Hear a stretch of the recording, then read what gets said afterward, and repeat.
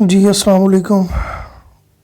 जैसे कि last video में मैंने ज़िक्र किया था कि सोशल वेलफेयर ऑफिसर्स की 52 सीट्स अनाउंस होने वाली हैं पीपीएससी में, और इसके साथ ही साथ लेक्चरर सोशियोलॉजी की भी तकरीबन 50 से ज़्यादा सीट्स जो हैं वो अनाउंस होने वाली हैं लेक्चरर्स सोशियोलॉजी की।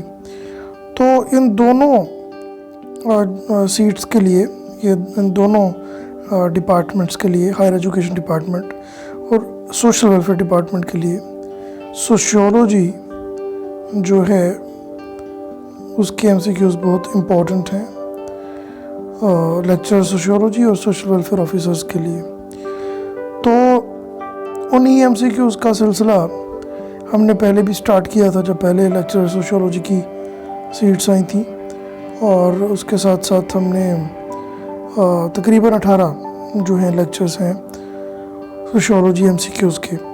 तो अब हम इस सिलसिले को कंटिन्यू कर रहे हैं और आज हम 19th लेक्चर में आपको खुशामदीद कहते हैं और 19th लेक्चर स्टार्ट करने जा रहे हैं सोशियोलॉजी एमसीक्यूज़ सीरीज़ में। तो साथ ही एक पब्लिक सर्विस मैसेज आपको देना चाहूँगा। कोविड-19 की थर्ड वेव जो आई है पाकिस्तान में, तो ये बहुत ही सीवियर किस्म की वेव है। मेरे बहुत सारे करीबी लोग जो हैं they have get affected with कोविड-19 and they are struggling, they are hospitalised. तो प्लीज़ खुदारा मास्क ज़रूर पहने, हैंड सैनिटाइज़र्स का यूज़ ज़रूर करें, और इसके साथ साथ जो है सोशल डिस्टेंसिंग रखें। जितना हो सके जो है वो गैदरिंग वाली जगह पे ना जाएं, बाहर कम निकलें, बहुत मजबूरी हो तो ही निकलें। तो आज का लेक्चर स्टार्ट करते हैं। In the history of development of sociology dash is known as period of remarkable intellectual development and change in philosophical thought. So वो पीरियड कहलाता है पीरियड ऑफ इनलाइटनमेंट। सो ये जो पीरियड था दैट वाज 1715 से लेकर 1789 ये रफ पीरियड कहलाता है। रफ से फिगर्स हैं, ये जो डेट्स हैं ये आगे पीछे भी हो सकता है इससे थोड़ा, लेकिन एक आइडिया है कि ये दौरानिया था, ये जो अरसा था that's called period of enlightenment, और सोशियोलॉजी की डेवलपमेंट में इसका बहुत किरदार है। Okay, question number 2, the theorists who were most directly and positively influenced by the enlightenment thinking were, तो वो कौन से दो थे thinkers? So D is the right answer, Alex de Tocqueville and Karl Marx.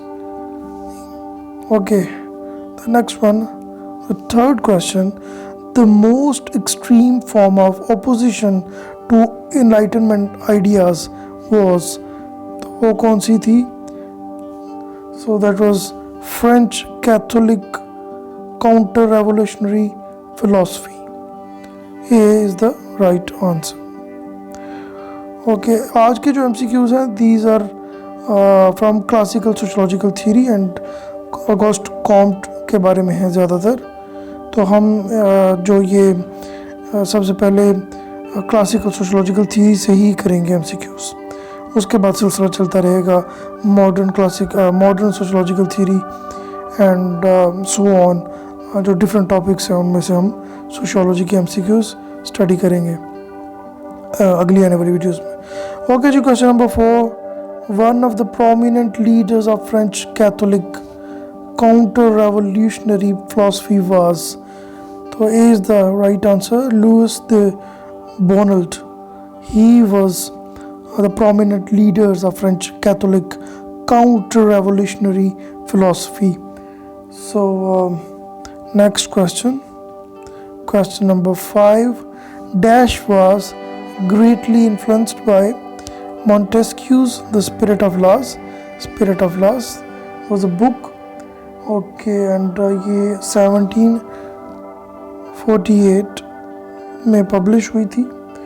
On political theory and comparative laws के ऊपर ये book लिखी गई.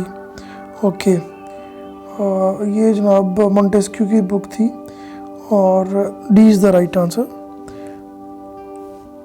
एलेक्स डे टॉकवेल जो था वो इस बुक से काफ़ी इन्फ्लुएंस्ड था. Okay, the next one, who coined the term sociology. Very simple question और आ भी सकता है, तो आप सोशियोलॉजी के स्टूडेंट तो आपको पता होगा. ऑगस्ट कॉम्ट ने टर्म सोशियोलॉजी हमें इंट्रोड्यूस करवाई.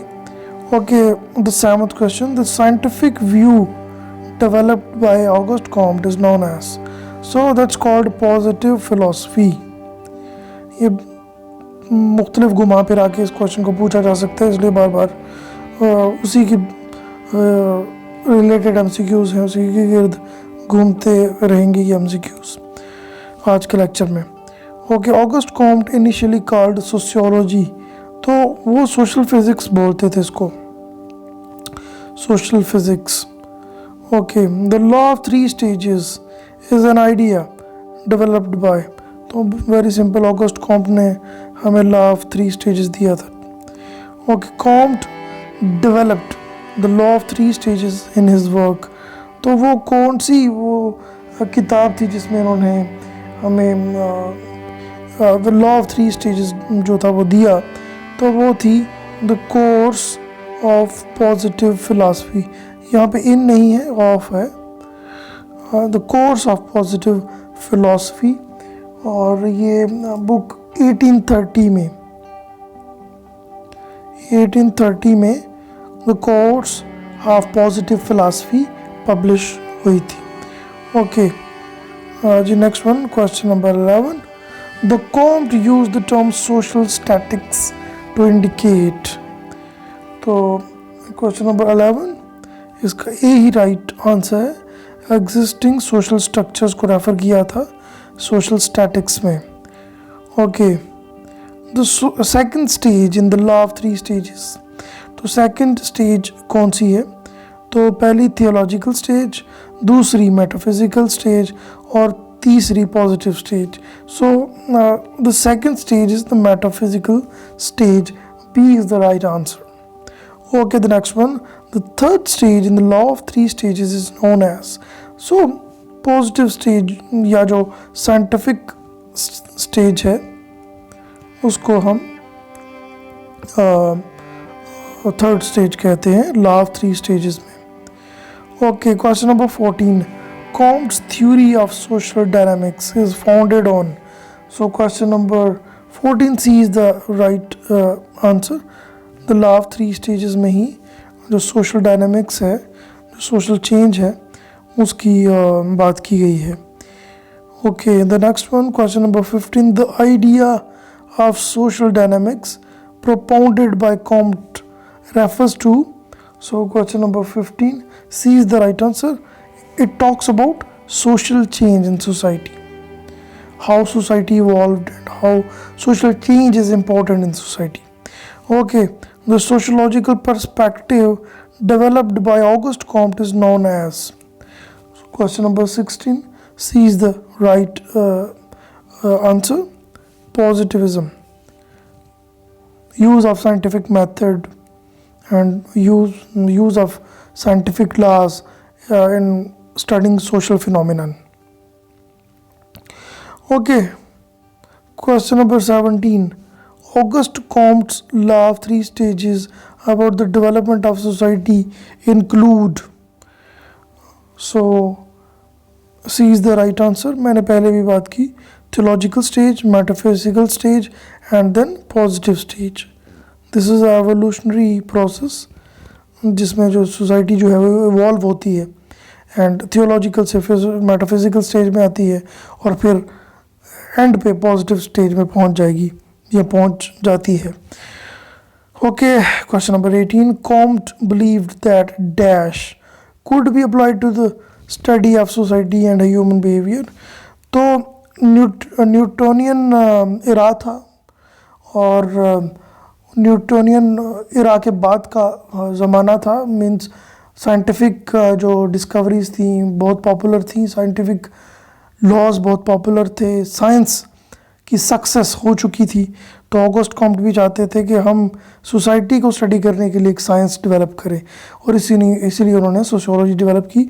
और वो कहते थे कि अगर ह्यूमन बिहेवियर को अंडरस्टैंड करना है तो आप साइंटिफिक मेथड्स जो हैं वो सोशियोलॉजी में इंट्रोड्यूस करवाएं। तो इसलिए उनका बिलीव था साइंटिफिक मेथड जो है उससे हम ह्यूमन सोसाइटी को अंडरस्टैंड कर सकते हैं। Question number 19, in which year August Comte was born. Important question है, ये पीपीएससी में आ सकता है। So B is the right answer. 1798 में ऑगस्ट कॉम्ट पैदा हुए। Okay, the last question of today, which is not part of the law of 3 stages according to August Comte. So the metamorphic stage, तो metamorphic stage कोई भी stage नहीं होती in the law of 3 stages. Okay, आज के लिए इतना ही। Next video में आपसे मुलाकात होगी, जो लेक्चर नंबर 20 होगा इंशाल्लाह हमारा सोशियोलॉजी एमसीक्यू सीरीज़ में। तो तब तक के लिए अपना ख्याल रखें। अल्लाह हाफिज़।